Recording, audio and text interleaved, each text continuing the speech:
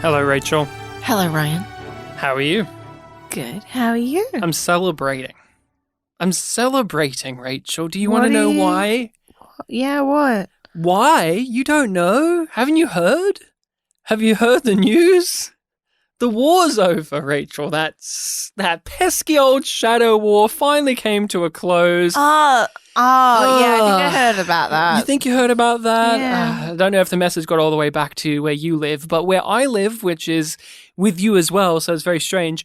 The you're shadow just war more ended. oppressed of current affairs. I know of current affairs. I know of what's happening around me, and the shadow war has finally Donezo. We're done with that story. I'm sure there'll be no fallout or repercussions that will ripple out and affect characters. No, it's over. It's kind of like when the US set up. Right, Rachel. It's like when the USSR collapsed. Once that was done, all the nukes just disappeared and no one did anything with them. And look how we are today. Russia's a happy-go-lucky country. There's been no long-term ramifications. Everything's fine. It's all good. I'll trust you because you are the one that's... I'm well-traveled.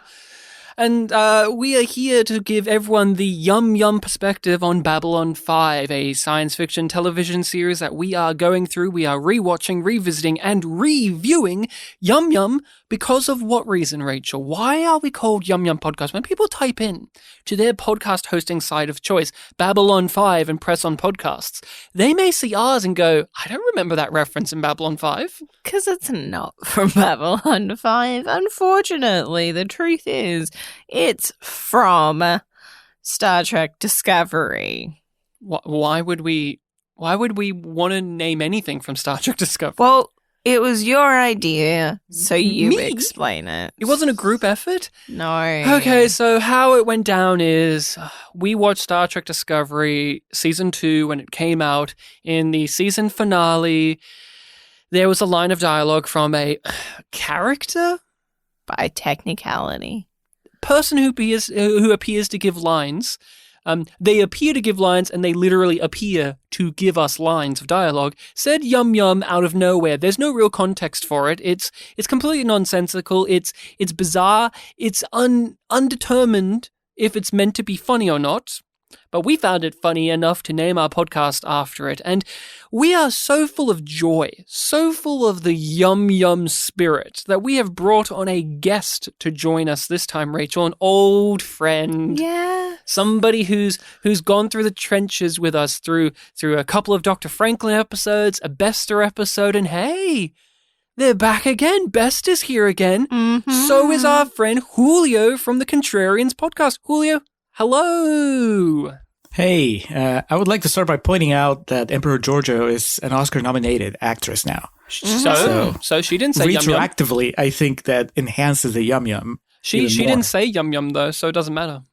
It was Commander Nandi. But she was in that scene. It doesn't matter. Don't care. She prompted the yum. Yeah, Jason Isaacs is also in that show. Doesn't elevate nothing.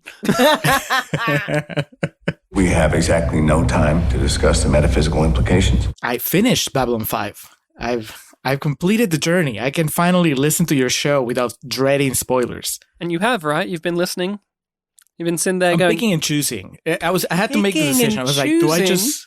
You're missing our continuity. You're missing our continuity. Look, the continuity in Babylon 5 is pretty scattershot to begin with. Julio doesn't understand the Larry DiTilio running bit that we have because he skipped those episodes. That fool Julio. I'm saying sorry to Larry. Look, I know that his spirit's kind of left. Julio's the type of guy who only listened to his episodes, the ones he's and then skip through. He goes to YouTube, he checks out our episodes, every episode, and he gets the transcript up and he presses Control F and types in Julio and see if he comes up.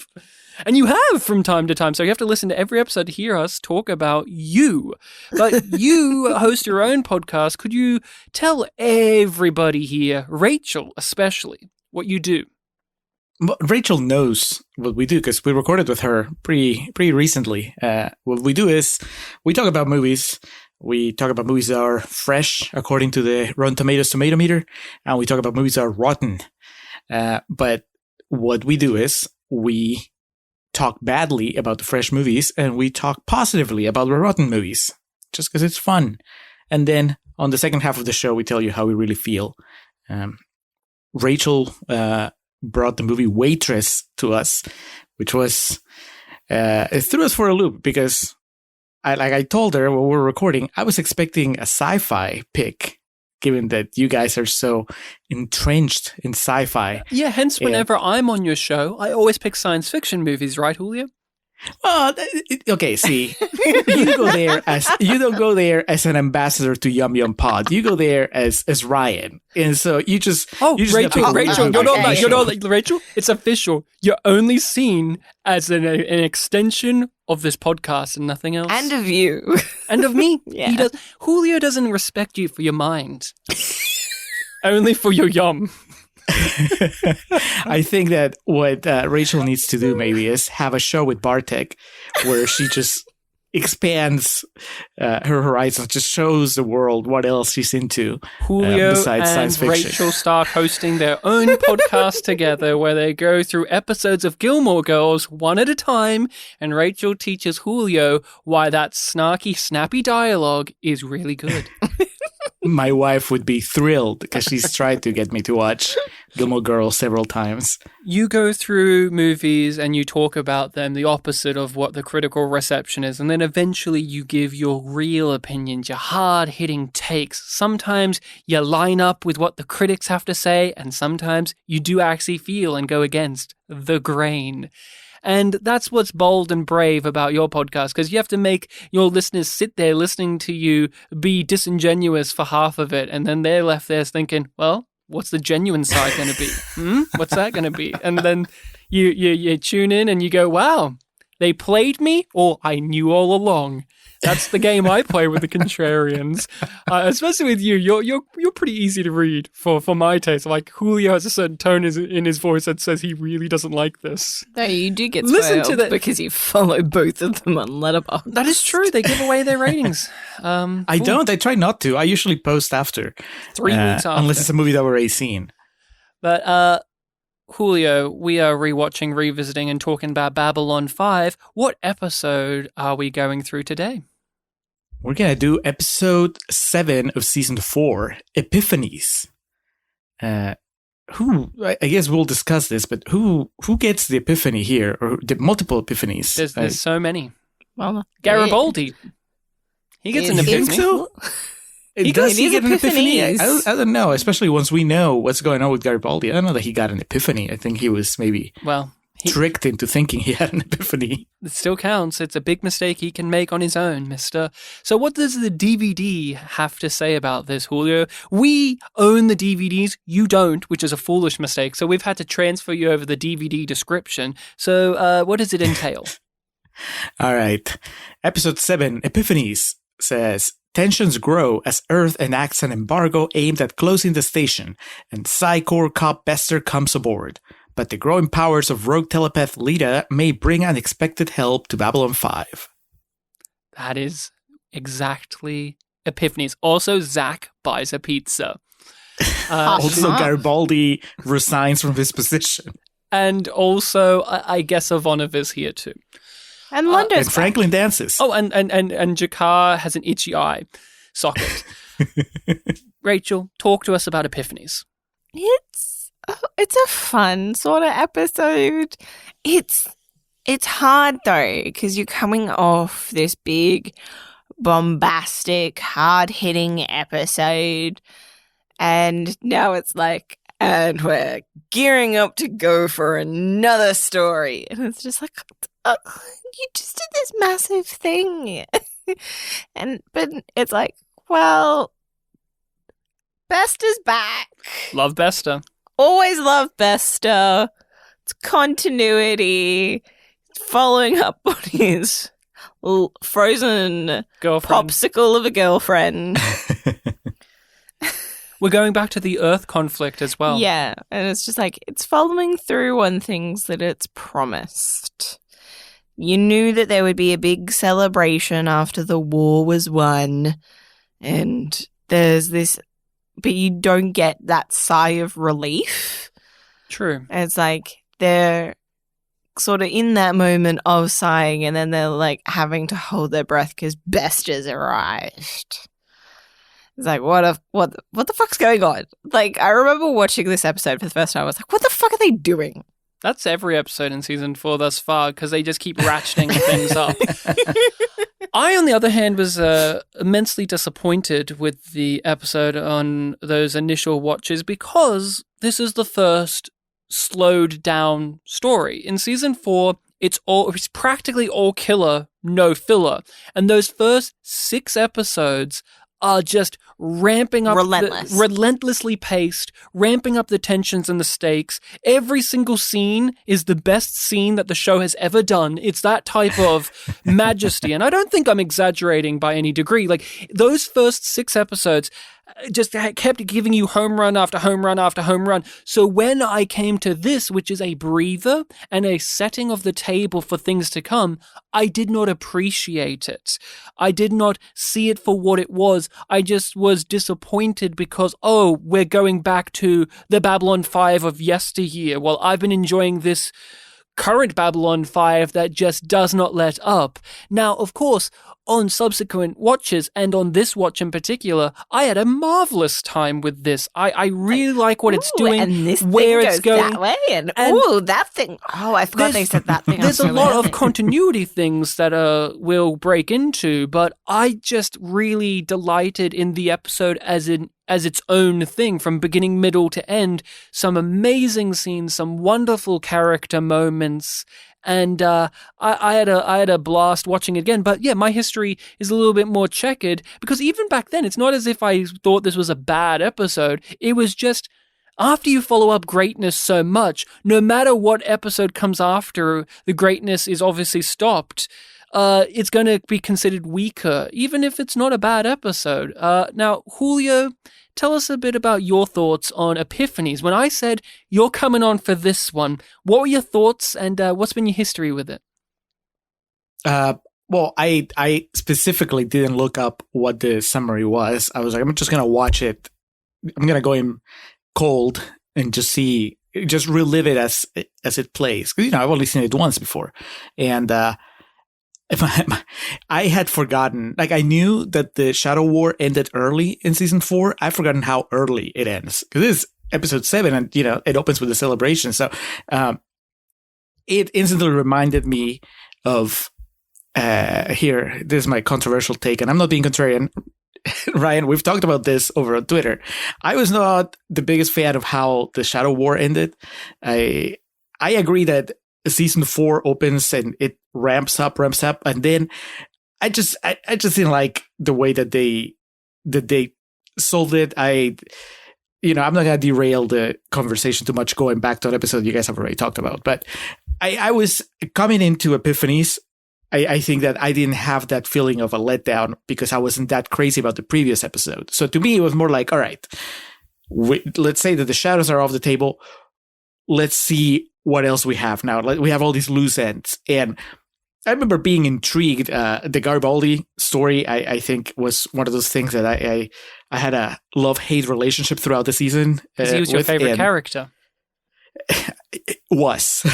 But that's what I mean. Like, he was your favorite character, so it's intriguing to see what they were doing with him.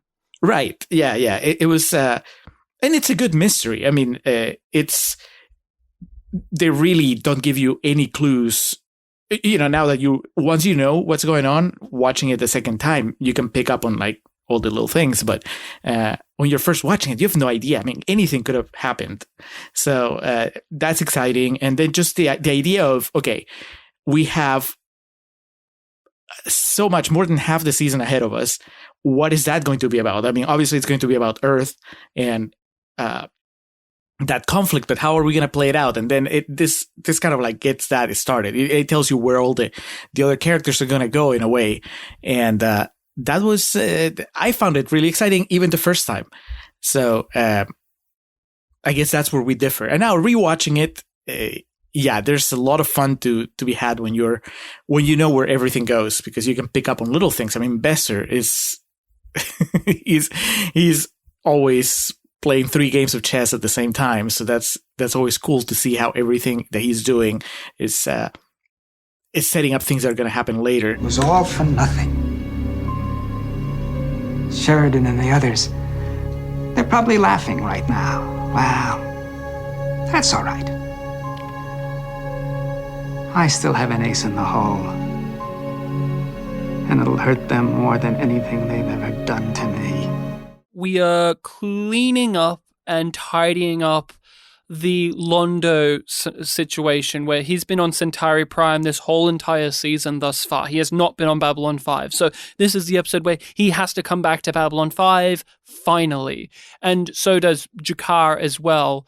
And we have to go through the, how do you bring him back to B5? He's Prime Minister now. Rightfully, he should most likely become Emperor soon. We know that's going to be in the cards for him. But hey, we really like this actor who played this no-named minister guy.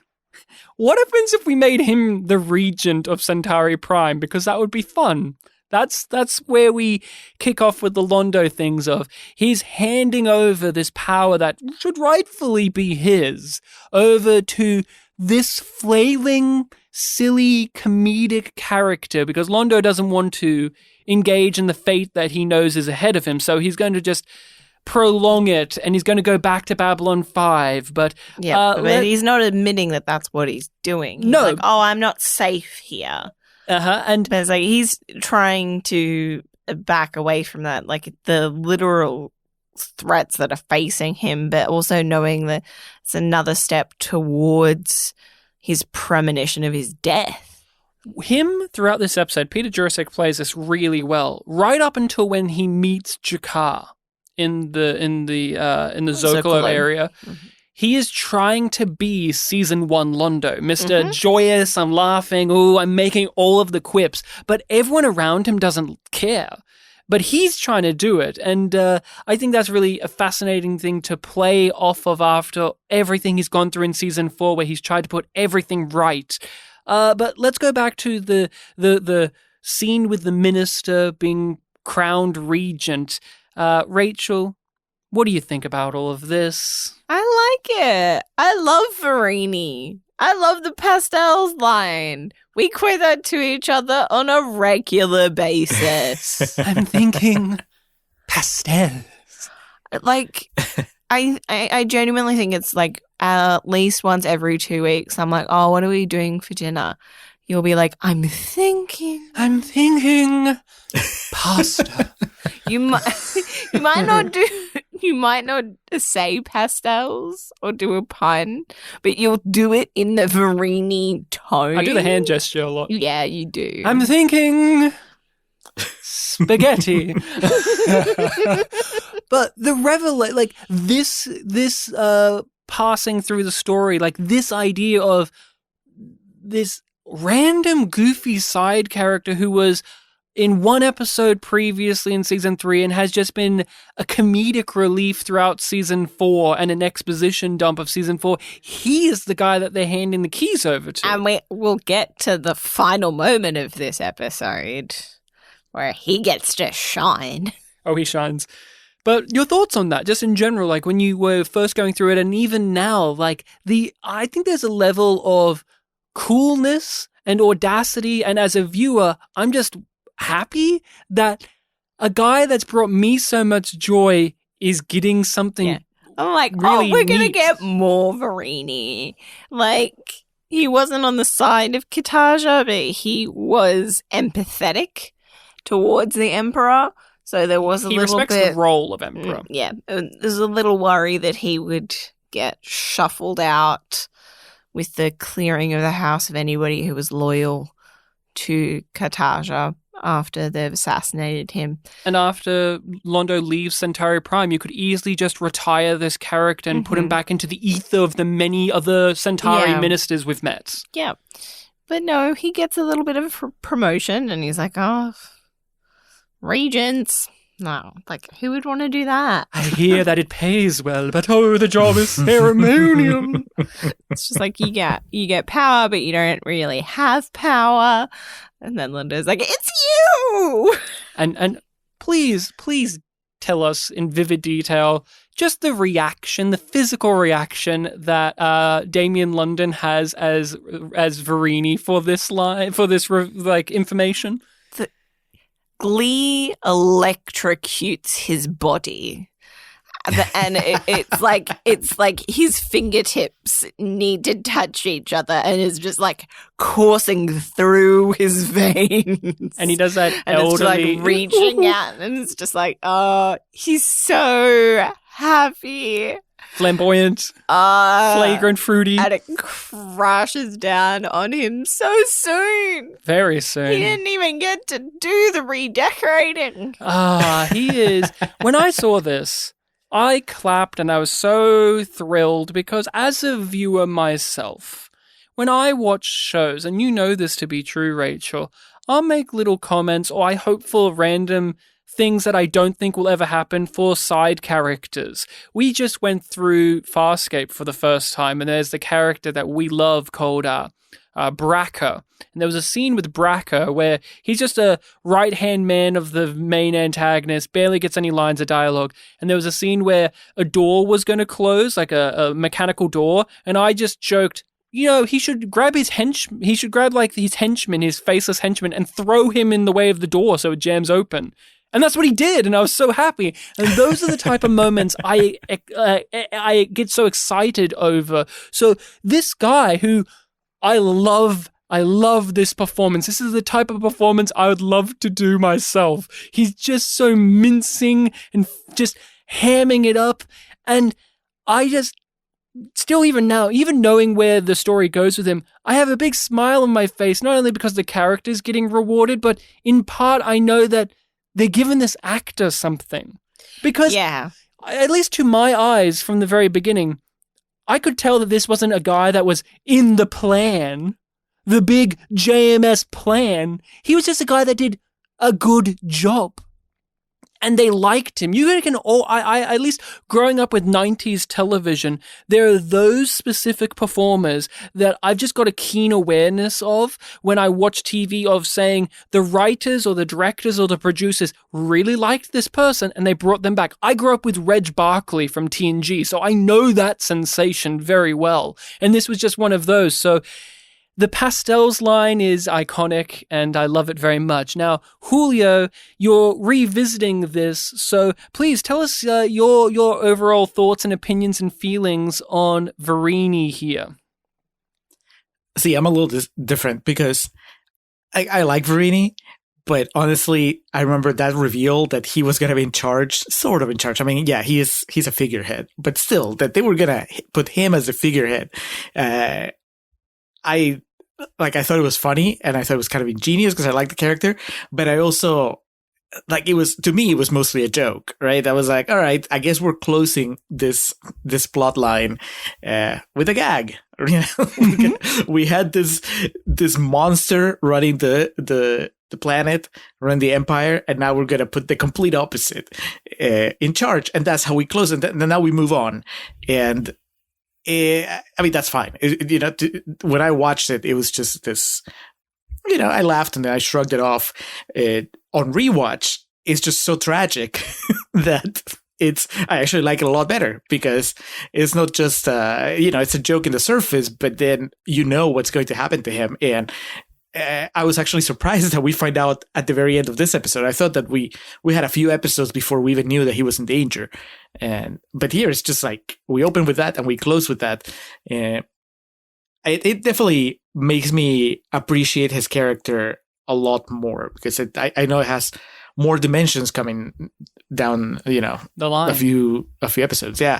So I liked him before and now I like him even better, because I know how bad he's going to have it. He subverts your expectations because he's presented as the comedy thing. Oh, we're ending this on a joke.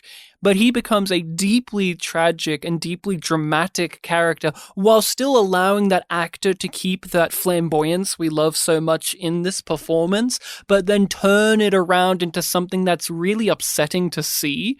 And when you do rewatch it, you get to have that different wave of sensation than the first time, where they call back to the pastels line in season 5, and it's really sad. He's like, there's no time for pastels anymore, only darkness. It's like, oh, brother, no. And so Babylon 5 is very rewarding like that. If I could just throw this random question at you, since you've just finished Babylon 5 and I haven't got to talk to you much about it, when it comes to those minor characters, these type of characters like Verini or Naroon or Talon or several of those, what's one to you that you were surprised that you found yourself caring about? Okay, this has to be the right answer because it just came to mind like as soon as I heard the question. Maybe she's not so minor, but the Mars resistance leader that ends up, I guess, number 1, right? Like the one that ends up replacing Garibaldi. I mean, Tessa, yeah. She has, I don't know, 5 episodes total. And but I really like her. I was so happy with where her journey ended, and I found that very satisfying. And I think that I just, she definitely made an impression. She she hooked up with Franklin, which is always kind of like a roll of the dice for a character. But in her case, it worked out. So, yeah, I'm going to go with her. I should tell you, the Centauri met this morning to discuss choosing a new emperor. With all the recent problems, they voted to postpone any decisions for a while, so they could choose more wisely this time. Probably a good idea. The royal bloodline isn't what it used to be. Too much intermarrying, I suppose. I always say when you reduce a family tree to a family bush, you just can't hide as much beneath it. Londo is here at Babylon 5 and he's trying to be wacky season 1 funny Londo. And what did you just think of that, Rachel? How he's flipping into that mode again? I was like, everybody loves trying to goad Zach for whatever reason. And that's the main thing that I was thinking of. Like, oh, you're just trying to piss Zach off, aren't you? Like, he's bragging about having killed his own emperor. Yes. Yes. He said I couldn't leave until it was over his dead body. And you said I couldn't come back until it was over your dead body. I can only do so much, Mr. Allen. He's great. So pleased. Did you miss funny Londo? It's been a while since we've had like this type of funny Londo. Yeah. And it works for me here. There have been a couple of times where they've tried to slip in funny Londo and it just is sad instead of funny because it's like, you're doomed. You're doomed. You're trying to be a clown as you walk into the shadows. God damn you. But it was fun. It was fun to have it back, even if it is just for a little while. There was that sequence on the Zocalo where you have that nice tight close-up shot as he's holding these big, like, goblets or these big, like, mugs or whatever, and he's doing the Londo thing where he's going, and he's, like, yelling and laughing very hysterically and shaking his head back and forth, and it really brought back memories of Soulmates. Do you remember that episode, Julio, the one where Londo's wives come to the station? Mm-hmm. And is that the one where one of the wives tries to kill him? Yes. And the beginning of Londo in that is we see him in the casino and he's gambling and he's just won and he's like a tight close-up shot of him laughing as he cheers and pays for everyone's drinks. And that was right before everything went to shit for Londo, like right before the coming of Shadows. And I just had memories of, remember a few seasons ago where you didn't feel guilty for liking Londo unconditionally because he was a silly guy. And he's bringing that back, but there's always an undercurrent of it's false. Like with Zach Allen's interactions, a touch that I really liked in the customs is he's doing all of that joking stuff, but nobody's finding it amusing. Like, none of these trainees or Zach Allen or anyone is smiling really or laughing or enjoying this guy's company at all. He is just a pest that they have to deal with, and not in a, it's like a sitcom, my wacky neighbor. It is, I'm talking to a war criminal. That's, yep. And then I can't tell him to fuck off. Oh, look, and my job also involves now I'm having to talk to a literal fascist cop. Great. Awesome. I better leave before something else happens. That's crazy. And then Elvis is coming. Marvelous gag. Julio, you were, and I imagine still are, a big fan of the Londo character. He goes through so many changes. There's times where you're for him and against him. Talk to us a bit about your overall thoughts and experiences of him in this episode, where he's only in it briefly, but there's still a lot of weight and gravitas and humor. I was just thinking as we were recounting this entrance and just thinking of what happens next in the episode.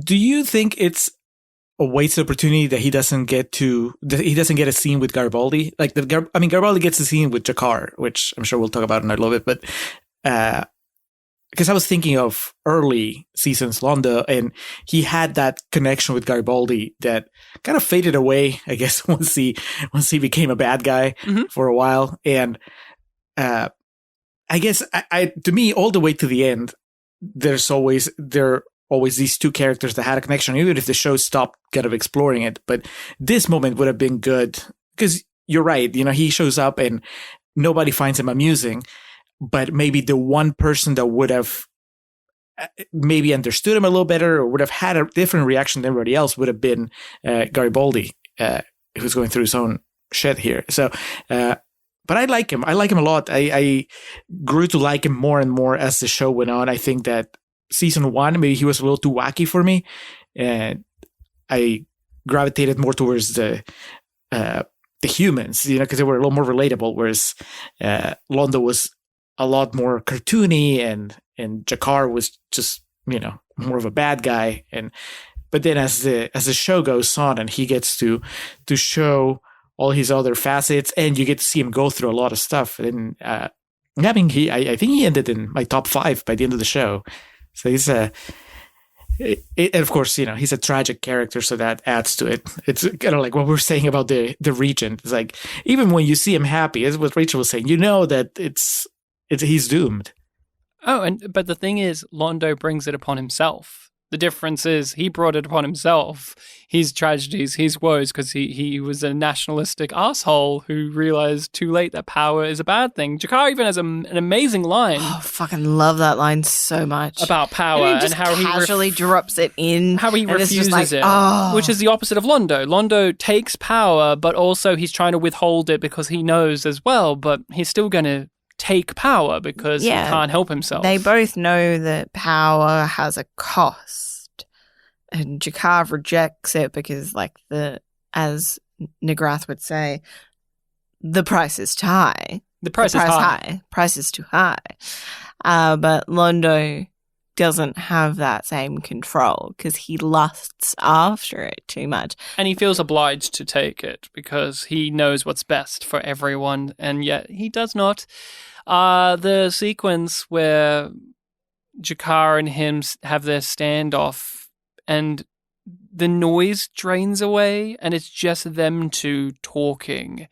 And Andreas Katsoulis in this episode, up until this moment, has been a very joyous figure as Jakar, very jovial, very funny, lines about my eye itches even though it's not there, or the whole gag about, I think the instrument looked like this one, but I couldn't see it because it came at me like this, and Franklin's having to say, he garners laughter out of you. But when you throw him in a scene with Londo, yeah, you can have humor there, but there's been so much bad blood between these two. He literally lost an eye. The pain runs deep. You have to make it count. And I thought this was a brief scene, but one that really sets the tone for what they're going to go through for the rest of the season. Because for the rest of the season, Londo has to build up that relationship with Jakar, actually has to extend himself and humble himself and try to relate to Jakar's plight outside of his own selfishness. And here, he's at that limit where he says, basically, you're dead to me. You don't exist in my world. If we see each other again, that will be a bad thing for you. Go away. We're dunzos here. And those two actors, they really are the best actors, and this is just an exchange between them, and yet, to me, it's one of those memorable scenes in the episode. Julio, what did you think about that moment? I just realized that I'm pretty sure that even on first watch, I was rooting for them to bury the hatchet, which is out of context, or maybe with all the context. It's kind of a weird thing to say because Londo has done so many horrible things that I think that in real life, I would just be urging Jakar to just don't even waste his time with this guy. But I guess in the show, as I'm watching it, I want Londo to find redemption, and I want these two to actually have a relationship like the one that was hinted at some point, even before things got really bad. And this, I mean, it tells you, you're at episode 7 of the season. So them having a scene like that this early in the season is very different than them having a scene like that at the end of the season. So that it's promising what that this is going to be one of the things that we're going to be seeing. Not them not talking to each other again, but actually this dynamic is going to be explored throughout the rest of, the next 17 episodes or so. I like them together. I think that whether they're arguing or helping each other or reluctantly teaming up, I mean, that's it's one of my favorite pairings on the show. And I was glad. It's funny because Londo does some horrible things in this show, and I realize that I'm. It's not that I'm more willing to forgive him for it, but I find myself rooting for him to redeem himself, to find the better side of himself. Whereas Garibaldi is at the point in the show where he's about to do some pretty bad things, at least the way that I experienced him on the show. And I was a lot less likely to cut Garibaldi the slack that I cut Londo. Did you guys have a similar experience? How do you guys feel about when you're watching that scene? I mean, were you guys hoping that Jakar and Londo would would make it through, would be buddies? Because throughout the series already, they've been close to being friends, and then Londo fucks it. Oh, Londo, I hear that the Centauri are great, I'll buy you a drink. And Londo already knows he started a war. There's so many situations in which these two could be friends, but they just can't be. And that's the show. Now, as a young viewer looking at it, I just had that sensation that they won't be friends until the very ending, because that's television. That would be great dramatic television, that these two will always collide and come into each other's orbits, but it can never be until the very end, because you have to earn it, because Londo has done so many horrible things. You, the viewer, you have to go through the journey and see how they can actually earn the friendship. But to your point about Garibaldi, just to touch on that, the difference is Londo knows what he's doing is wrong.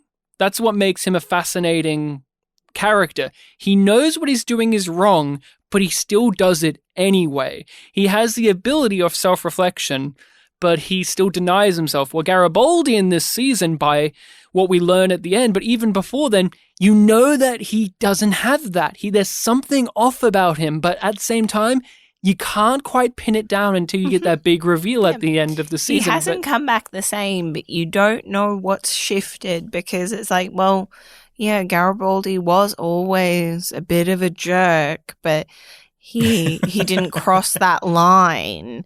And now he's going way beyond it, and he doesn't seem to be able to control his instincts anymore. The one thing in life that you can be sure about is that you're going to make mistakes. Big ones, small ones, the kind of mistakes that take your breath away and haunt you for the rest of your life. It happens. I've had to learn that the hard way. But this, right or wrong, this is something that I got to do for myself.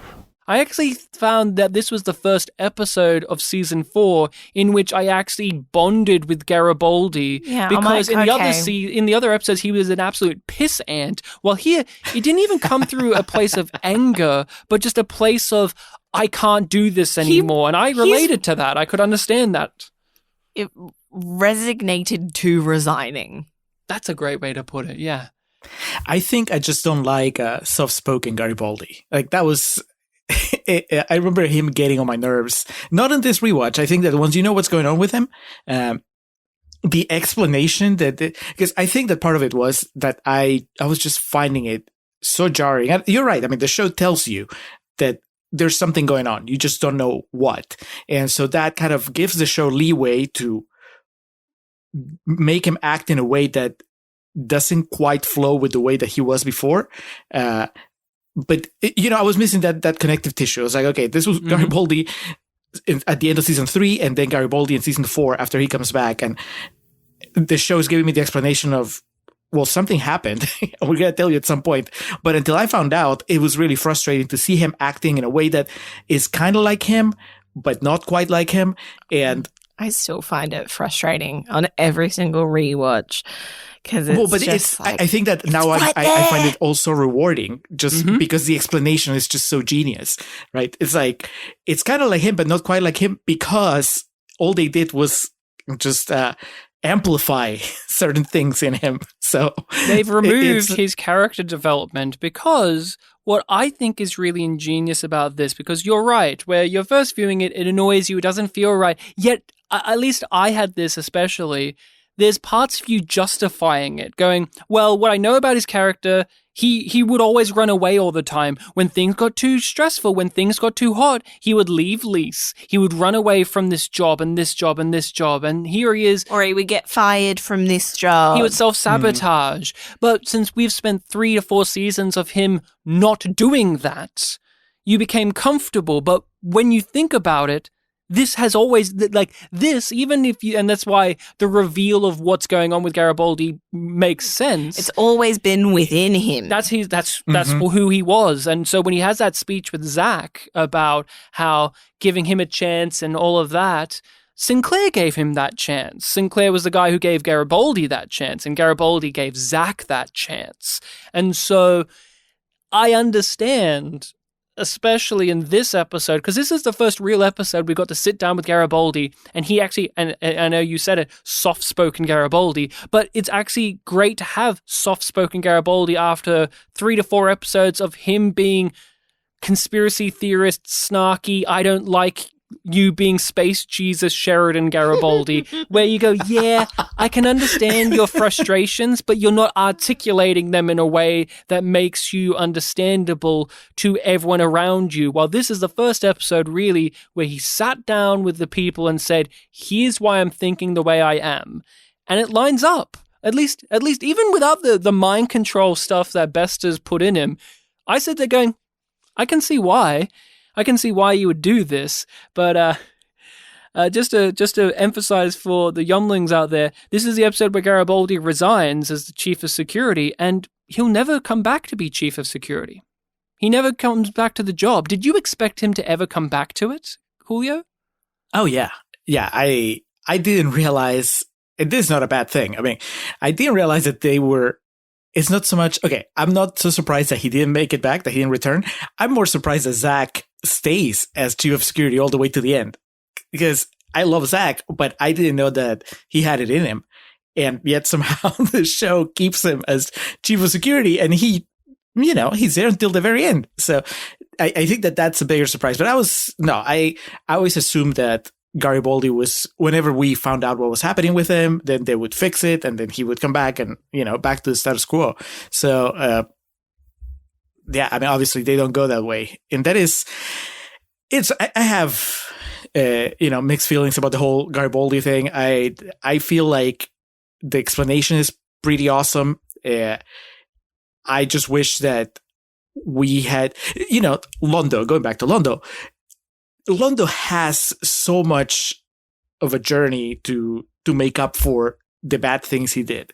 And I don't think that Garibaldi gets to have that. I think that Garibaldi has, he does some pretty bad things, and then everybody's kind of like cool about it once it's revealed what happened to him. Because they all know who Bester is. In this episode, everyone's on the same page. We hate you, Bester. Oh, come on, we're friends. Don't you trust me? No. Fuck you. We will never trust you. In a world where one of their friends already, Talia Winters, became a fucking freaky, mind-controlled assassin thing, I think it's understandable. But just to counter you a bit, I think this is what makes it hard. Babylon 5 doesn't always give you the happy little ending to arcs, because what happens after is Garibaldi falls into alcoholism because he can't cope with what he did for a whole year under the control of a fucker that he can't kill. And I know you specifically would have loved the ending to be Garibaldi kills Bester and then he's happy and then it's over. But instead... Well, no. Actually, I don't need Garibaldi to be happy. I just need Bester to be dead. But you know what I'm saying when I say that statement. Yes, like, yeah. He kills the baddie and then he's right off into the sunset. But instead, it's like he struggles with alcoholism for the rest of his life and he becomes a filthy, stinking Republican capitalist who smokes cigars. And you're like, damn, that's how he ends? You're like, it makes sense, but damn. I'm fine with that. No, just to flesh it out more on this sense, on this area of the Garibaldi act, I think that what really bothers me is that, I guess it's not really Garibaldi, it's Sheridan. I have a hard time wrapping my head around the fact that even after everything that happens and, everything is explained, Sheridan ends up being, I could have used like one episode or even one scene where they like kind of have it out and Sheridan, where it's a little messy, where it's a little messier than, what we end up having, which is like, Sheridan's just kind of cool. It's like, oh, you rescued me. More like what he has with Lita. Yeah, in this episode. It's strange, actually, to Julio. It's one of the best scenes in the episode. It's one of the best scenes. Julio actually has an interesting point because weirdly, in season 5, they give that role not to Sheridan, but to Lockley. Like, Lockley rides Garibaldi's ass in season 5. Yeah, and it's like... nothing to do with this. Is it only because if we didn't do that, Lockley would have nothing? In season 5, I like Lockley as a character, but I'm trying to think, like, is that a rationale of Lockley's a volatile personality and so is Garibaldi? Put them in scenes, it will be good. And they are. They're some of the best scenes of her. Sparks will fly. But I understand, and I think that does make this experience a little bit more hollow because you see Sheridan here. He's struggling to come to terms with Garibaldi's decision. They all are. Franklin is trying to come at it from the medical perspective, like, oh, you need to have some rest. Take a couple of days off. And Sheridan's looking at it from the soldier, captain, military leader, and he's looking at it from that, I understand that you need a break. And when Garibaldi flips it around, honestly, for all of the bad stuff that evil Garibaldi goes through, I really did like him flipping it around in that conversation about, we fought for this. If we didn't, what was the point? Look, I didn't come here to argue with you. I just wanted to tell you because you got a right to know. We all went through hell together, and whether you realize it or not, we're all damn lucky to be alive. I did my part, and now it's time for me to try and find a life for myself. The war was about finding our own way and making our own choices. If you won't let me do that, if I can't carve out just a little bit of happiness for myself, then I have to ask, what the hell are we fighting for? Zach Allen becoming chief of security was not something on my bingo card either, because even though he went through this amazing arc with the Night Watch, I always kept thinking of him as a disposable characer. Yeah, you could just get rid of him and I wouldn't miss him, but I love him. We dropped off Lou. Lou just disappeared. But Zach steps up to the plate, much to your surprise. Zach's got a lot of great material in this episode alone. My personal favorite scene was between him and Garibaldi. I really like that conversation where they don't have to tell us what Zach's past is. And they never do. They never get into it, but it does come up from time to time. Yep. That like Zach you have something dark in past. history. And it is interesting with the context of the actor as well, and the degree to which maybe a meta commentary does come into that. Do you want to give that detail, Ryan? Well, do you know Julio?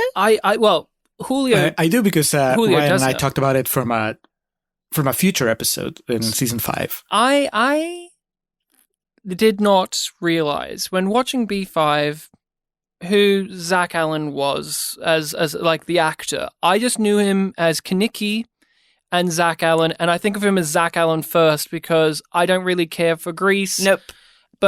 And I've watched more, and there's more B5. So there's more of him as Zach Allen. And I didn't realize until much later the actor's real life troubles and that he had substance abuse issues and he was in successful things like Taxi. I didn't realize he was in Taxi.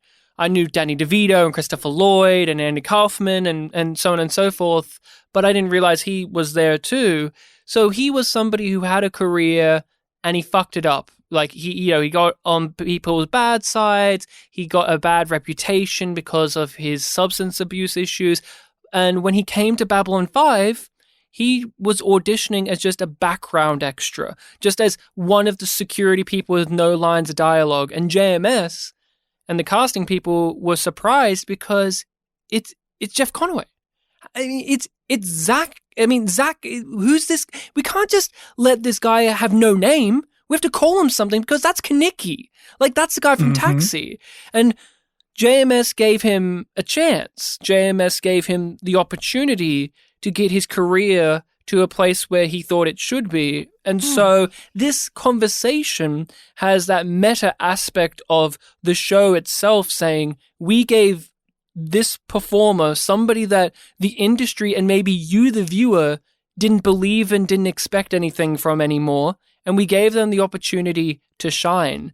And I've said this on the pod many times before, but when I rewatch Babylon 5, Zach Allen usually remains in my top 5 characters. I love Zach Allen. I love this performance, and this conversation is just a beating heart of joy for me. It's just, it makes me feel so many things. And both of these actors, Jerry Doyle and Jeff Conaway, they both suffered from substance abuse issues. Jerry Doyle was for alcohol, and so there's a lot of realness coming from the two performers, and they'll mine that even more in season 5.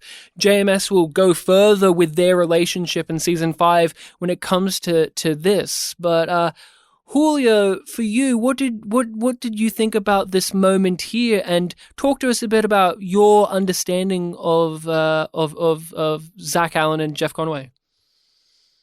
So see, I know Jeff Conaway from Grease. That was when he showed up in Babylon 5, I was like, oh, it's Kaneki. And that automatically gave him a leg up as far as me becoming endeared to the character.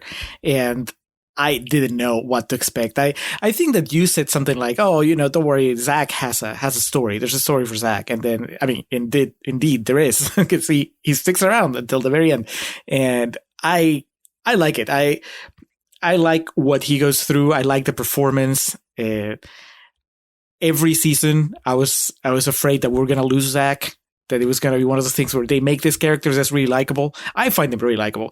And then they're building him up just so that it will hurt when he's gone. So it was a relief that, every episode, every season, he actually makes it.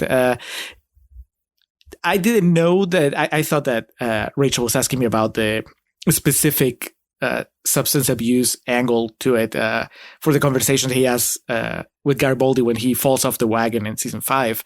But I think it's amazing that JMS gave him a chance, from seeing him audition to just be a background role, to actually give him a part, and a part that just went on for the rest of the series. So that's great. I think that he's good at being he's the everyman on the station. He's one of those characters where he's relatable because it's not like he thinks that he's in control of everything. He doesn't think that he knows everything like Garibaldi does, or even like Sheridan. He's friendly. He doesn't let his work define him. And like I said earlier, specifically at this point in his journey on the show, he doesn't have all that extra responsibility weighing on him. So he's actually a little more lighthearted than what we'll see him be later. But even to the end, he never really goes to the dark side like so many of the other characters in the show do. So yeah, no, I'm a big fan of Zach. I don't know. I don't think he's top 5. He might be top 10 for me by the time that the show was over. He whenever you rewatch it, maybe he'll crop up. He's a slow burn because he is just a nice person. I really like, I've said this many times, my thing about Zach is there's that exchange he has with Sheridan in season 2 where Sheridan's talking about Winston Churchill let the bombing of Coventry happen. and the amount of weight and burden and the tough choices you have to make. And Zach just says, "Oh, geez, that's a lot. I don't think I could live with myself if I have to make choices as tough as that." And then the series is like, Zach has to make tough choices. Watch him struggle. And here, he gets to be chief of security, and he doesn't like it. That's what makes him more relatable, is Zach Allen does feel the burden of responsibility. He doesn't want it, but it doesn't make him incompetent at having it. The only reason that guy is still alive is that half the time I don't know what the hell he's talking about. The other half, I wish I didn't. But that's why it's important to check in on customs on a regular basis. You never know who's going to walk in the... Just a guess, Mr. Allen, but I'd suggest the word you're looking for is door. We didn't ask who had Yum Yum energy at the top of this one. Who has Yum Yum energy in this episode? Is it Bester? He always has Franklin. What's Franklin? Franklin. Him when he's dancing dancing at the beginning of the episode. Yeah, him dancing at the party is a little yum. Can I bring up a contender that usually has it as well? Jakar. When he comes into Garibaldi's quarters and he's playing it deadly serious. Oh, it's so good. He's playing not only you, but Garibaldi. So and fun. then he grabs him and lifts him in the air and starts singing breathe. and cheering on about how happy he is to see Garibaldi again. That's a Yum Yum moment. That's so filled with Yum Yum energy. Garibaldi's having trouble breathing. That's how much Yum Yum energy is exuding from Jakar. That scene there, in a lesser show, could have been forgotten. In a lesser show, you could have skipped that scene. Absolutely. I've seen countless dramas completely fumble that, where they just, oh yeah, it would have been nice if you actually touched base with that, because the whole reason Jakar lost his eye, freed his people and everything was because he was looking for Garibaldi, and Garibaldi appreciates that he was looking for him, even if it did get all of this, because Jakar was the only person who was looking for him. He was one of the few people who actually cared about his well-being. And that was just I don't have too much to say about that scene other than it's extremely sweet. It's extremely nice, and it touches base with a lot of the comments we've made about the scenes thus far, which is it brings a smile to your face that they gave us and the characters this little treat, this little reward. And Jakar has the whole sentiment, which I think embodies his character for the rest of the series, about how if you give back to the universe, it gives back to you, just not in ways that you expect it to. You are a fan of the relationships and friendships in this series, Julio. Talk to us a bit about when you turned this episode on, you didn't remember what one you were going into. When this scene played out, your overall feelings about it. I remember my overall feeling. It was that sudden reminder that it was a bummer that Jakar was not the one that ended up finding Garibaldi. But I mean, the story obviously goes in a different way. But I remember a few episodes prior when Jakar decides to go on this quest to find Garibaldi. I was so looking forward to him being the one that finds Garibaldi and brings him back. And so the show threw me for a loop when instead Jakar ended up captured and tortured, and, his story went somewhere else. And I think that this scene is vital. I don't know how anybody, yes, you could take it in the sense that you could take it off the episode in the sense that you can just assume that they had this reunion, that it happened off camera. But to me, it's vital. You have to see it because I agree. It's not just that, you had that truncated adventure that Jakar went on, but also what I was saying earlier, right? At some point, the show decided that they were going to abandon the London Garibaldi dynamic and slowly transfer it into Jakar Garibaldi. And so you needed to keep that alive. I think that it's just it was necessary. And it was a nice reminder because, again, it's not like I watched, like you guys, I didn't rewatch the entire series up to this point. But this scene just reminded me of how much had happened between these two characters over the last season and a half or so. Just to see, just be reminded of how much Jakar grew to care about Garibaldi, because how Garibaldi helped him when Jakar needed it. And so, no, I love this scene. Not my favorite in the episode, but it's definitely a strong contender. We haven't discussed this a lot on the podcast, Rachel, but I think this is a great opportunity since Jakar brings it up. Jakar, through his friendship with Garibaldi, learns to accept people outside of his own species. In the first season, he really non-friend. In the first season, that was a hurdle with Jakar for the other characters of, we can't trust Jakar to do the right thing because he is the angry Nan who's looking out for himself and his people. And we have to trick him a lot of the time to do the right thing. We have to play him, or by the end of season 1, you sway him enough, but even then.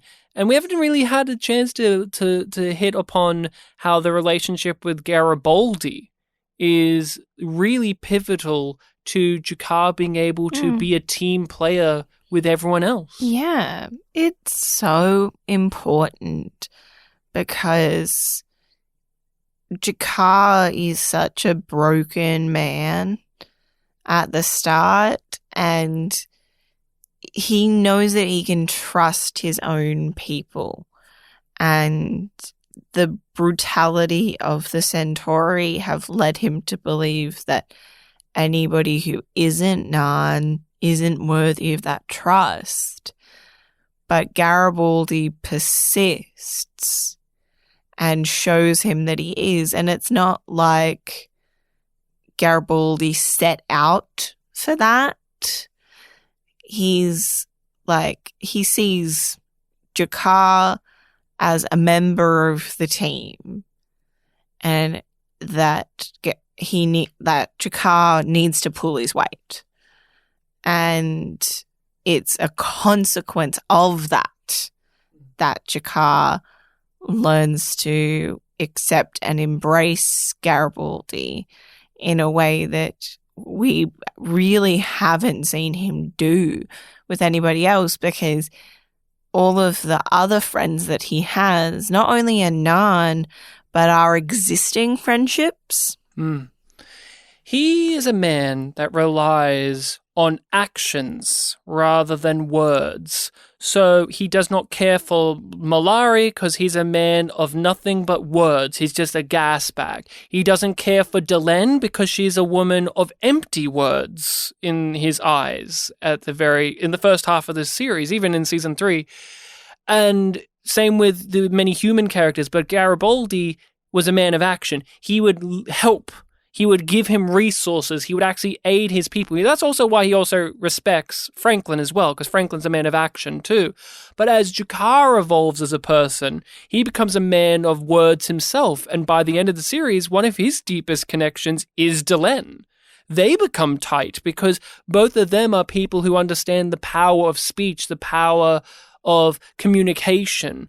But in this first chunk of the series, he needs people to actually follow through on things outside of just the speechifying that Sinclair or Sheridan would give him. But Garibaldi doesn't do the speechifying. Garibaldi does the actions that is required to help.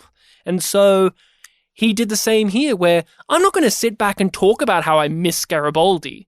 I'm going to physically go out there and risk my life, because he has shown me that there are people worth risking my life for that aren't just Nans. Hence, he went out on this adventure. And yeah, it didn't give you that neat little satisfaction of, oh, Garibaldi's going to be the guy who saves Jakar. I mean, Garibaldi is going to be saved by Jakar, being found by Jakar, but it gave us something else, something completely unexpected, but you can follow the trail. Nan is now saved as a planet because of that journey that he went on. And he acknowledges that within that scene of the unintended consequences of going out with that sort of open heart attitude. who knew that the question, whatever happened to Mr. Garibaldi, would change Shakar and the Narn forever? That's why I came here, to thank you. Through your friendship, you became the one thing outside my own people that I could care enough about to risk being captured. And in so doing, helped me serve my people more than I had dreamed possible. Bester is back, baby. We haven't even touched upon Bester really. He has my favorite line in this episode, one of my favorite quips, I should say, which is when he comes to the gates at customs and he tells Zach, you got my quarters ready for me, the brig? He's so... My usual quarters. My usual quarters, the brig. Oh, I love them so much. And he walks off himself to go take himself to the brig. He's got so familiar with their dynamic that he can just play it out. And we have talked about this on the podcast many times. And the last time we had you on, Julio, which was for Dust to Dust, Bester's a fascinating villain because he has super mind powers, which makes him almost God mode. So every single installment has to find a new way to make it so our crew can counter him or our crew can contend with him. And through doing that, it also means that Bester's attitudes towards the crew evolves over time. Where in the very first episode, he would refuse to speak to them with his actual mouth. He would do it with his brain. And at this point, he has just got so used to it that he even knows who Zach Allen is, for fuck's sake. like he's even at the point where it's like, I know who Zach is, and I have to finish his sentences for him. Like, you talk about how it would be great if Garibaldi was at that gate there and everything. I do like the fact that Bester's at this level where he's like, God, I'm having to deal with this underling. Like, that's how entrenched I am with B5 at this point. Now, how happy were you on a scale of 1 to 10 that Bester was back? Julio? From 1 to 10, probably an 8. An 8. I mentioned it last time.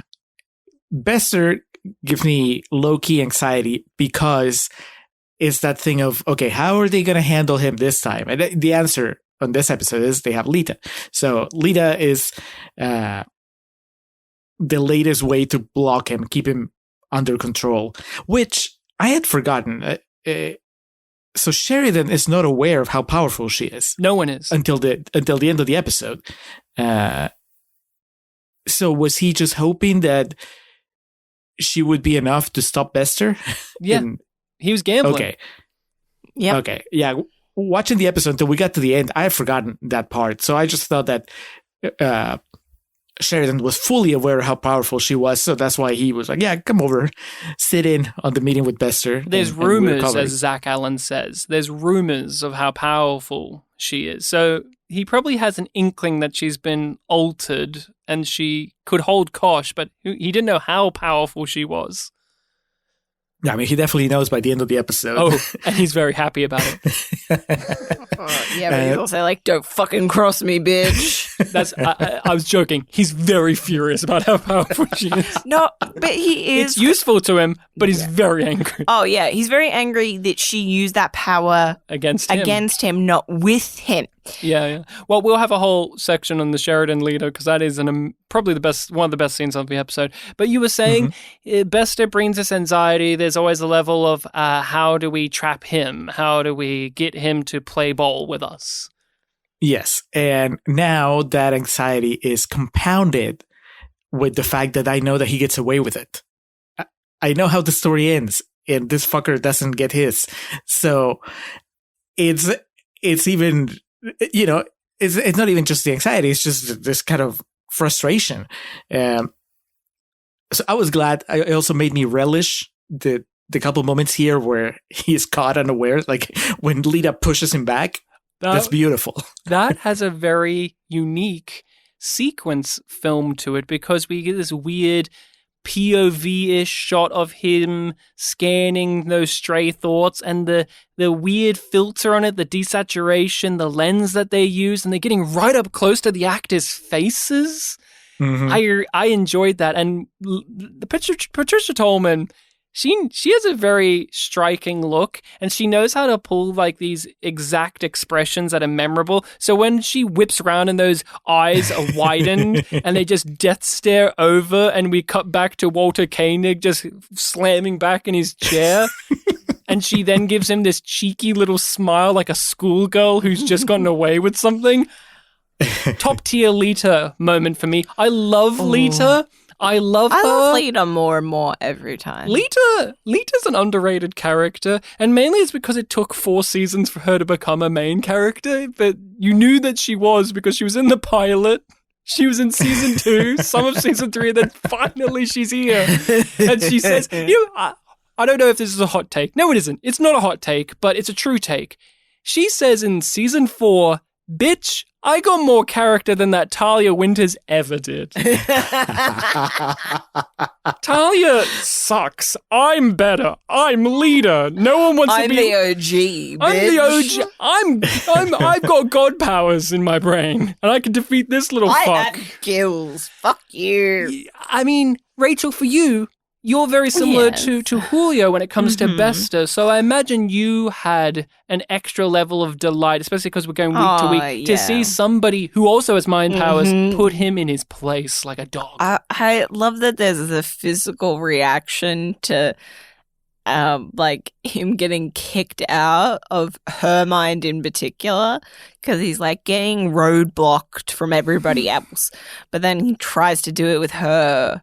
And she's so forceful that he has a physical reaction to it. I love it. It's just like it's like, did she get a bit too pissed and go a bit too far? Or she wanted to show off a little bit and be like, fucker, don't you dare try that shit again.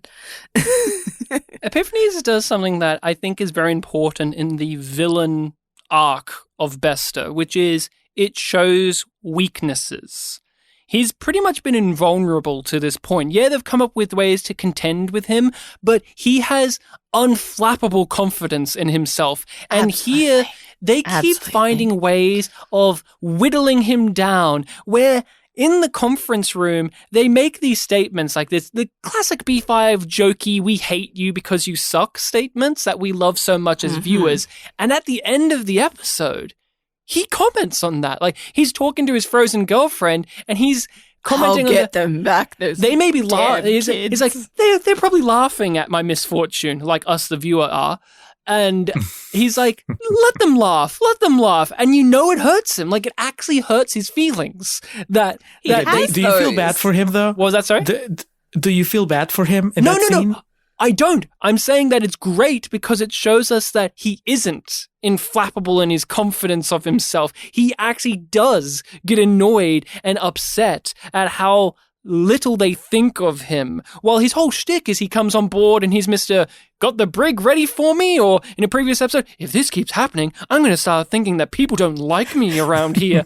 And it's always this amusing thing, but it also makes him unsettling. Here, Lita blocking him out, or the conversations he has with Sheridan, or with Zach or whatever, there's that air to it, but we actually get confirmed that he fucking hates it.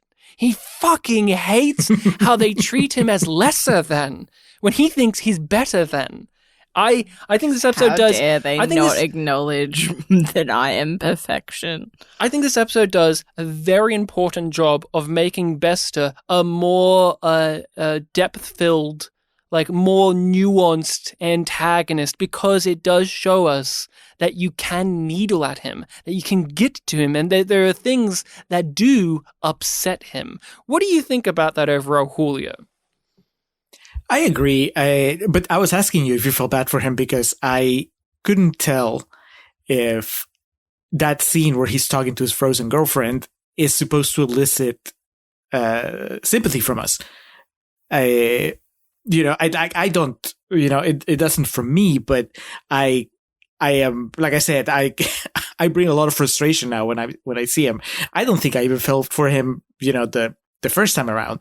I think that he's just too crooked for me to... No, you're not supposed to feel for him, because even at the end of the scene, he does that smile, and then it drops into that blank expression, and he's like, and I'm going to get them back for everything that, like, he's a villain. Even in this episode, he tries to, like, grope Lita. He, like, puts his hand up and she's like, nope. No, and he wants to touch her. He wants to touch her because he's got the allure of power, but also telepathic abilities. Of touch. But also, he's a creepy, he's an invasive creep. They do a good job in this series of finding new ways to make sure that you at home know that Bester is a character that you're not actually supposed to like as a person. Like, they look at you, like, every episode he comes in, they find it, like, one of the last ones we saw him in, he just says, yeah, I'm into eugenics. That's my bag. And you're like, oh, okay. You're a fucking nasty piece of shit. But talk to us a bit, Julio, about Bester, what's happening with him here, and your overall thoughts on it coming back. Okay, so he's on the surface, he's on a mission from Earth he's not. So he's on a mission from Earth to set a trap for Babylon 5, but then he goes to Babylon 5 to barter information on that trap, hoping that they will help him get to Zahadun.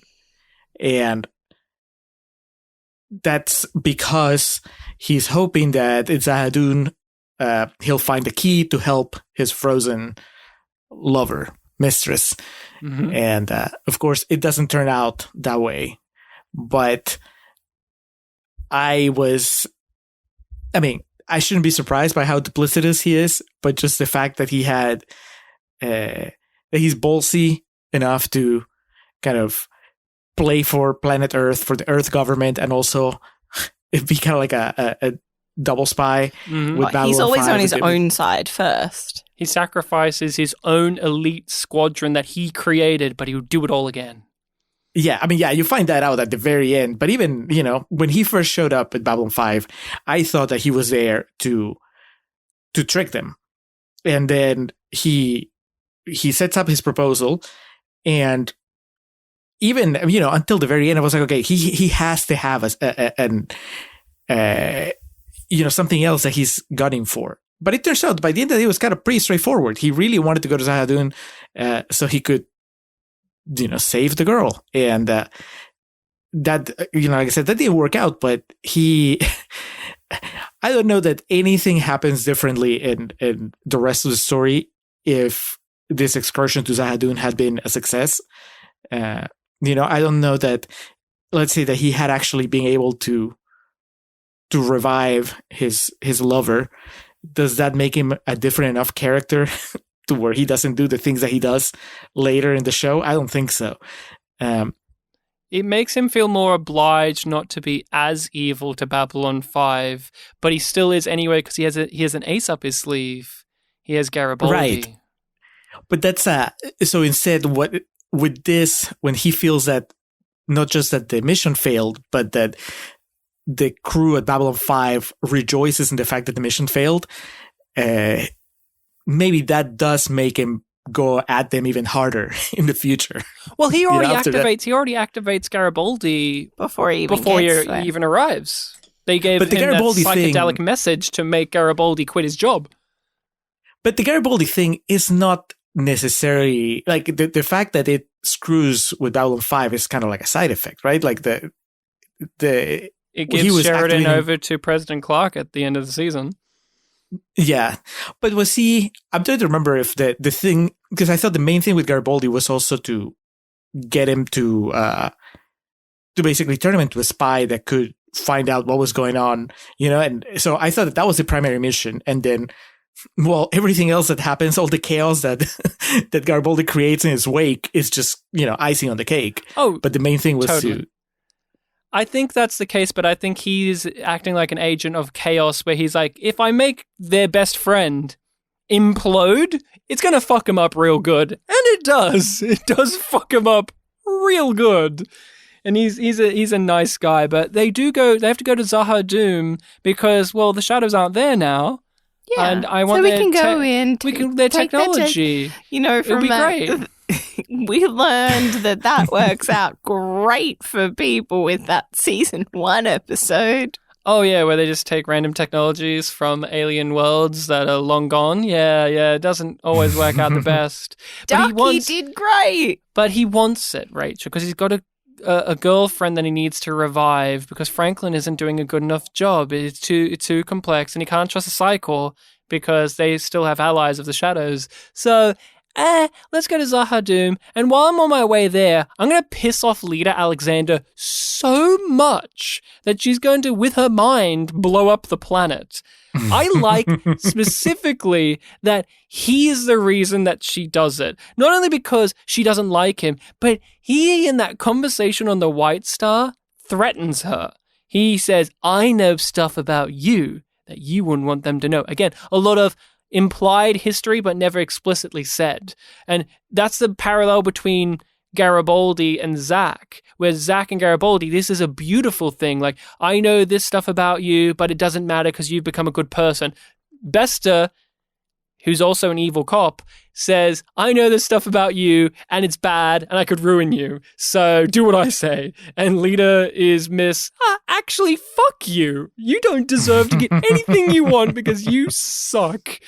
I like that Bester, through the actions of duplicity, he fucked himself. Like, all of this is because he fucked himself over. He's playing all of these sides against one another for his own benefit, and at the end of the episode, he is the reason he lost. Because he couldn't help but be a little eugenics freak. Whatever's happened to you, you have a moral obligation to share it with the Corps, Lita. The Corps is mother. The Corps is father. In that case, Mr. Bester, I'm an orphan. Not an orphan. Just a confused, frightened child who's run away and needs to be reminded where home is. There are moments where I feel, especially by the end of the series, that say, Sheridan has a really cold and distant relationship with some of the other characters.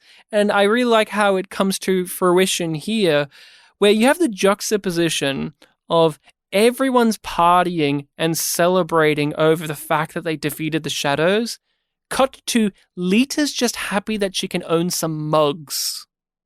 Like, that's what she gets to celebrate.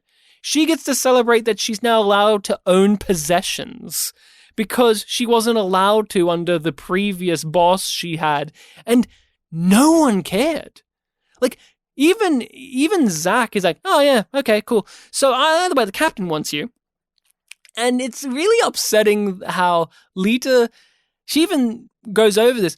She gives them everything. She gives them her body, her mind, her free will, all of this, and nobody respects her as a person. But Zach brings up the reasonings as to why, but I can't help but feel a little bit of that sympathy towards the fact that Lita just can't get a fucking break in this show. She can't get a fucking break in this show. And it will continue to be like that to the very end of the series, that nobody gives her any fucking slack.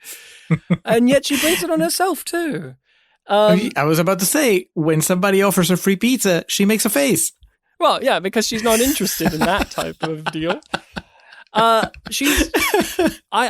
really like this touch. I really didn't think about it until this rewatch. She laments the fact that she doesn't have any friends. She laments the fact that nobody trusts her. She is wary of Bester being on board because she's an unregistered telepath. He is the type of guy that will go after her no matter what, and she doesn't know if Sheridan would turn her over if it was the easy option. And Zach says at the beginning of this episode, he won't do that. You're under his protection. The captain's guarantee. And then by the end of the episode, Sheridan guarantees her exact fear that she had at the beginning. That he would turn her over. That he would give her over to the Psi Corps. Even if he masks it over with the, if you cross me in my command position, doesn't matter to Lita. What Lita sees and hears is, you are an object that I need to do certain things, and if you don't do those things, or if things become difficult for me, I will turn you over. Just like that. And to me, this conversation here is enough for for the justifications for why Lita will go on to do everything she does in the rest of the series. Yeah. Like that fear set in the conversation with Sheridan, you understand both sides. Yeah, it's sort of the I was about to ask inverse. you if you could see where Sheridan was coming from as well, because I agree with you. It justifies everything that happens with Lita later, but as I was seeing Sheridan losing his shit in that scene, I'm like, it makes sense. You know, he's a soldier, and he felt undermined. That's what's the beauty of this scene, and so many conflicts in Babylon 5, especially when they're interpersonal conflicts through our crew. You understand where both sides are coming from. You may be on one person's side over the other, but you can see the justifications for why they're coming at it the way that they are, because that's how life can be. That's how life can be. There's this rule, and modern Star Trek really fucks this up. Like, there's this idea in Star Trek that they don't have interpersonal conflicts. That's bullshit. They do. They have, and they always do. But you have to make it understandable. Modern Star Trek forgets that so many times. But here, I completely know where Sheridan's coming from, and I completely know where Lita's coming from, and I truly understand why they will butt heads for the rest of the series because of this conversation here. Now, Rachel, you're going to say some words of wisdom to us? She's the inverse of Jakar in that way, where she starts out trusting everybody regardless of how much they're like her. She sees everybody equal. She seeks out the Vul, and she responds to and respects the command staff. And she turns inward to people who are like her because of the brutality of others. And it's really interesting that they get paired together in the end. It is interesting, and they were paired together in the pilot as well. A very different relationship in the pilot, but it was there nonetheless.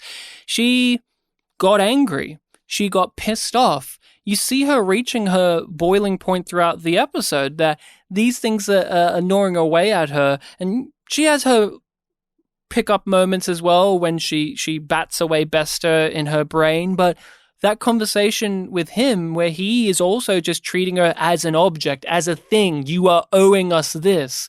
You don't have autonomy in any fashion. Where she's just lived a life under that rule of the Vorlons. Yeah, that's going to piss her off. That's going to make her do these things. And when she does it and she explains it, I have a big smile on my face because she's one of the few people to actually take direct action against Bester in this entire show. All of them. Sheridan, I always comment this, that it's so strange to me, but in a beautiful, perfect Babylon 5 way, that a part of Sheridan's job is that he has to talk to an SS officer. Like, that's what Bester is. He's a little Nazi. And that's just that's just how he operates. He just has to sit at his desk going, yeah, I'm talking to Bester. That's just life. It's an imperfect world. It's an imperfect world. But it's so joyous to me that 4 seasons in, you get characters having a direct attack at Bester. Lita steps up to the plate and she fucking hits it out of the park. So I'm team Lita all the way on this, but Julio, You can talk to us a bit more, expand a bit more on this conversation here between Lita and Sheridan and where all of this is coming from. Because, again, I also see where Sheridan is also completely right. But talk to us a bit about this big scene at the end. So this is, we've been kind of like teasing it, talking around it. But yeah, this is my favorite scene in the episode. I remembered that it was there. I had forgotten how powerful it is.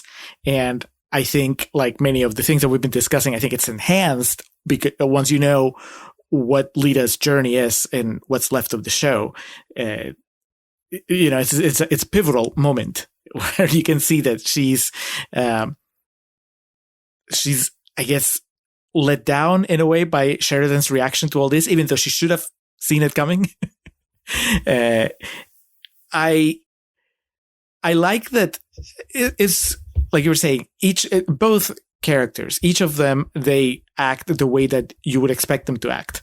And it's one of those things where, like, if they could work together, if Sheridan was a little nicer, if everybody in that main crew made Lita feel like she's closer to like she's part of the family, I think that's something that maybe could have changed the way that some things go in this story.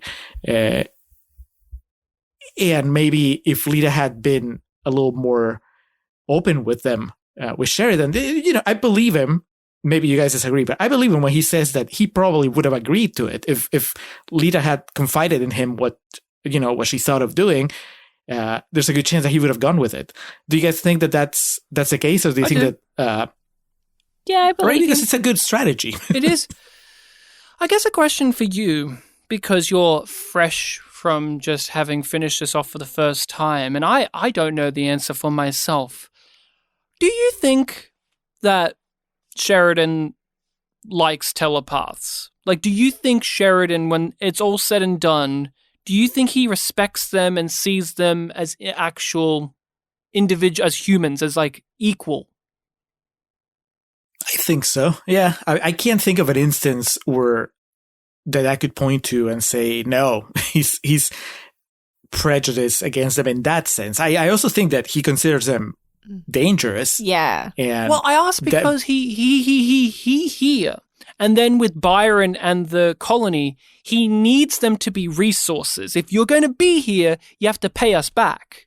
You have to do a thing. Leader, you have to come when you're unpacking your house to help us because Bester's here. Like, I always am curious of that because I agree that he seems like a good dude. Sheridan seems like a good dude pretty much. And he even has lines of dialogue where he says he looks at people as individuals, not organizations. But there is a running thing with him and the telepaths where they have to pay him back for him to respect them or for him to even want them around. And later in this season, they fucking take Leader's quarters away from her. And yeah, that's pretty shitty. But I don't think that's... I mean, it's unfortunate that it pans out that way, but from what I remember, that's just kind of a side effect of bigger things that are happening. Oh, yeah. Right? Because isn't that around the time that other people are also losing their quarters? It's mainly Leader. And but you've seen season 5. There's a big I think that's one of the big question marks on Sheridan and his leader and his leadership, but also him as an individual. We know Garibaldi hates telepaths. He says this in the very pilot episode, and Ivanova has complicated feelings about them as well. And we know Franklin's all cool with telepaths, and we know in this episode that Zach doesn't seem to mind at all. In fact, he doesn't care if the girl he likes can read his mind. In fact, he wants that. He's a little horn dog. He buys her a pizza. But I don't know. I'm glad that you're on the more positive end because I guess on this watch, I'm questioning it. When you have a scene like... Well, but I think that it's more about, I think that's just how Sheridan treats people. I don't think that it's exclusive telepaths. The difference is that some of the other characters have had a lot more time to develop a relationship with him. So when he treats them as resources, well, they have a stronger relationship that kind of can make them look past that. But when he does it to somebody like Lita, where they never had that connection, then it feels a lot more impersonal and a lot more like, oh yeah, he's just using her. And actually, that's the other thing I was going to say. Like, Lita has that disadvantage of not being there, not having been there 24/7 like all the other characters. So it's almost like they can't help but not having her be part of the inner circle, even though she's probably the most powerful out of all of them. And even though she could really help out more than, she actually does, there's, in a way, it makes sense, right? She was not there for a lot of it. So, and they can't trust her because she was on the ball on the side. distrust is there. But as far as Sheridan, I mean, I think that I would make the argument that that's more of a general blind spot in his leadership style. Sometimes he'll just use people, because that's the most efficient thing to do. And a very Volon way of looking at things, huh? Yeah, I mean, but when he does it to someone like Ivanova, she just takes it and she just goes because she knows that because they're friends. Because they're friends. Yeah, next episode will be fine. Well, I'm glad we're talking theory here, Lita. Because as much as I may agree with your reasons, might even have supported the decision if this were to happen again, if a command-level decision were made without consulting me, I would turn you over to the Psi Corps and let them turn you inside out. Am I perfectly crystal clear? Yes, sir. Oh, it has the best acting from Patricia Tallman, the best moment of acting. I mean, granted, this is from someone who's only rewatched some episodes, which is right after Sheridan leaves, and then Zach comes in and he knocks on the door or something, and she kind of like half sighs and says yes, and you can tell she's trying really quickly to compose herself because she was shaking, she was about to break, and then somebody else coming in, and that moment, it's she just nails it. It's just so awesome. And then the fact that she has to deal with Zach after... She didn't know it was going to be Zach necessarily. It could have been Sheridan coming back to bark something more at her, so she had to make sure she's extra strong, and then it's Zach. Mm-hmm. Yeah, you can tell. I mean, she has that moment. She's not looking at the camera. I think that's why I like it so much, because you can just tell from just the way that she says it. Yeah, and the way that she's holding herself in that moment as well, of sort of like she takes a little bit of a breath and tries to like straighten up. I agree. That was a marvelously put together piece of acting from Patricia Tallman. What would you share a slice of pizza with Zach Allen, Rachel? I am interested with the description of the pizza first before I give my answer, which is he got half cheese, half pepperoni. But you can't trust if it's pepperoni. Or at least they call it pepperoni. Just don't look at it. So I don't think I want that pizza.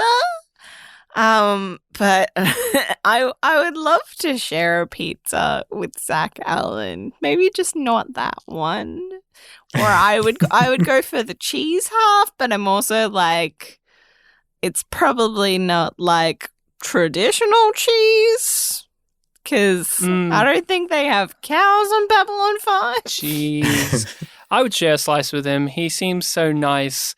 I'm a shipper for Lita and Zach, even though I know it's doomed and I know that she's not interested. What I like about his relationship with Lita is it feels honest, where he looks at her butt. He does in this episode. He looks at her butt, but he doesn't do the Garibaldi where he's like, I'll look at her butt and then giggle and make crude statements, and that's the end of my courtship.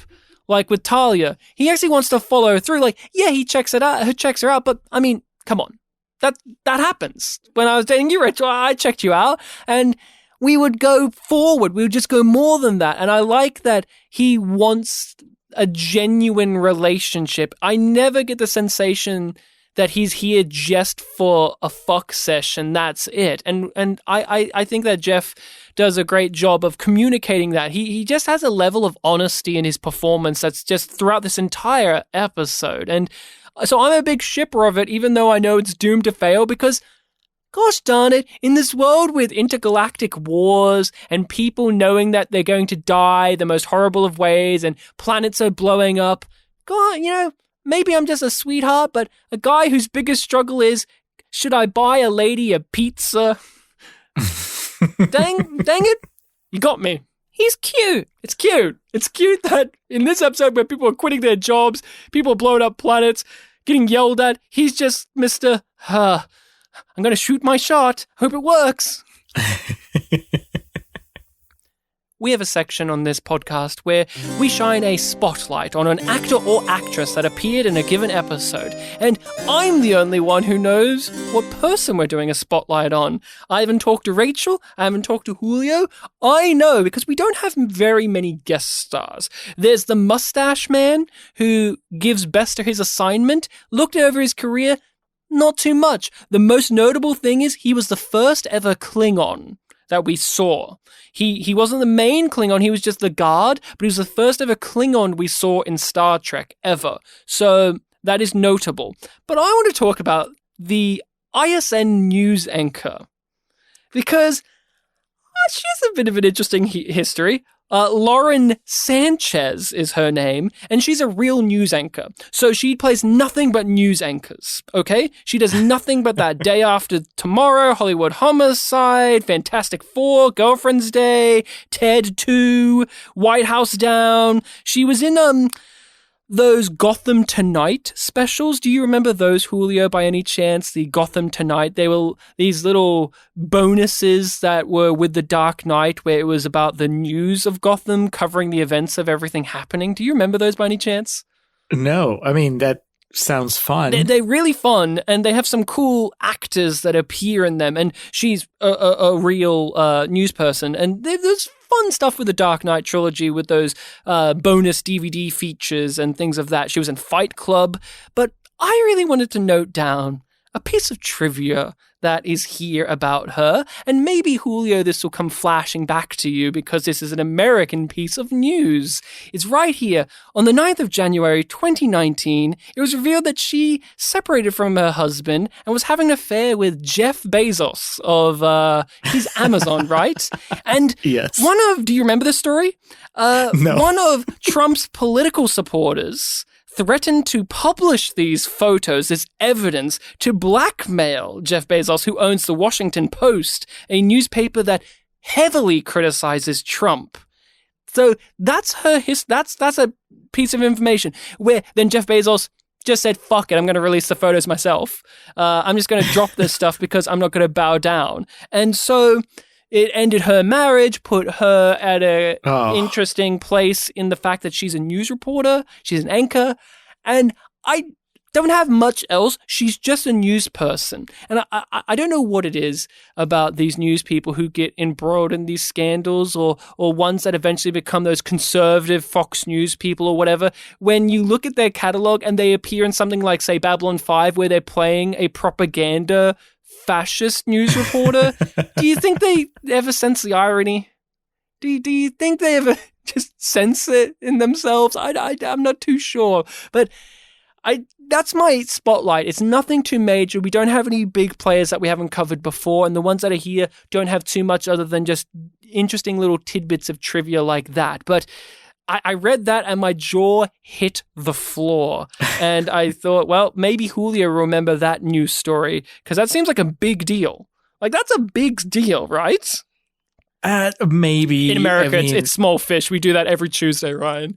Every Tuesday. I mean, yeah. You guys suck. Especially if you're talking about... In the Trump years, yeah. Yeah, Trump-related scandals. That's pretty small. There's a new one every day, yeah. What would you rate this episode, Rachel? Yum being bad and Yum Yum being good?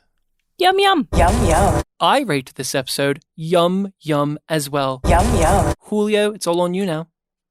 Oh, it's a Yum Yum. Yum Yum. It's nothing but Yum Yums for Julio. Have we given a yum this season? No, we haven't, no, because every episode... This is like the opposite of Discovery Season 4, where we gave nothing but yums, except for that one time I gave a yum yum. Or did I? I don't remember. I don't think so. Did. I did? Julio, you have to listen through once you're done with Discovery to tell me. I swear you did. And so we're giving nothing but yum yums here because this is a great show and this is one of the best seasons of that show. Arguably the best. Rachel, I need to hear what we'll be talking about next time on Babylon 5. On the next Interstellar Network News, an exclusive look inside Babylon 5. We'll take you aboard the Rebel headquarters in the aftermath of the Shadow War. Then he broke his allegiance to Earth Command. Now find out what the future holds for Captain Sheridan and his renegade crew. Nothing will be able to stop us. Plus, a former Babylon 5 official speaks out against his old boss. He has like a god complex. An in-depth report on the next Babylon 5. Episode 8, The Illusion of Truth. Sheridan gives clearance to a news team that says it wants to make an unbiased documentary report on B5 and its crew. But there may be no way to undo the damage when the supposedly truthful program airs. I have a note next to that episode called Julio really loved what Garibaldi did in this one. Where Garibaldi gave his interview to ISN that basically said, Sheridan sucks and Delen's a freaky alien that I don't like. this is like I like the episode. It's also I think that's one of those episodes that paints Sheridan as really dumb. It's infuriating. Sheridan dumb? No. No. He can be really No way. he can be really smart sometimes, and then he can be completely oblivious to the power of the media sometimes. And that's what makes him a fascinating character, because he's so smart and dumb. And how do you play it? You have to play it right, or else you make them a total fool or a total genius that's boring to watch. You have to hit that sweet spot where they're fallible. You can make them fail. You can make them but we'll talk about it all next time, Rachel. Next time. So everyone, please make sure to check out The Illusion of Truth and go over it and let us know your thoughts and opinions and everything about Epiphanies. You can follow us on any of your social medias under YumYumPod or YumYumPodcast. You can also email us at yumyumpod@gmail.com. All of this is in the description below, as well as where you can find and follow Julio and his podcast. But please, give us your plug, Julio. Just say to our Yumlings out there who you are, what you do, and where you can be found. Well, Yumlings, you can check out our show. Just search for The Contrarians. If you're on Twitter, just look up Contrarian Prime, at Contrarian Prime. Same on Instagram. Facebook is facebook.com/Contrarian Prime. Lots of ways of contacting us. You can ask me. Tell me to point you in the direction of the Ryan episodes, the upcoming Rachel episode, and I'll tell you, yeah, that's a good start. On some occasions, you're also We Are the Contrarians, so that's another one. Your email. If you want the website. Your email bugs me, because whenever I'm like, I'll email Julio, I'll write Contrarians, and it won't come up, because it's like, that's not what it's called. It's not Contrarians. No, it's We Are the Contrarians @gmail.com. Like, you son of a bitch. I don't think to write W first. I'm like, oh, you're Contrarians. Because you will say We Are the Contrarians at the beginning. Could you give me a taste of that? Could you give me a little taste of you saying We Are the Contrarians? Am I the one that says We Are the Contrarians, or is it Alex? I don't remember. Give me a taste. Give Daddy a taste. I don't know. This is his Yum Yum, by the way. This is his Yum Yum. Say the line, Julio. wearethecontrarians.com. I don't remember how we even say it. Wow. But I would just say, if you want any of that Contrarians goodness, just visit wearethecontrarians.com. Thank you. Jakar said in the very pilot episode, the first episode, he only ever said it once. This is continuity that never follows through. The farewell phrase that all Narns say, which is good eating to you. Mr. Cat.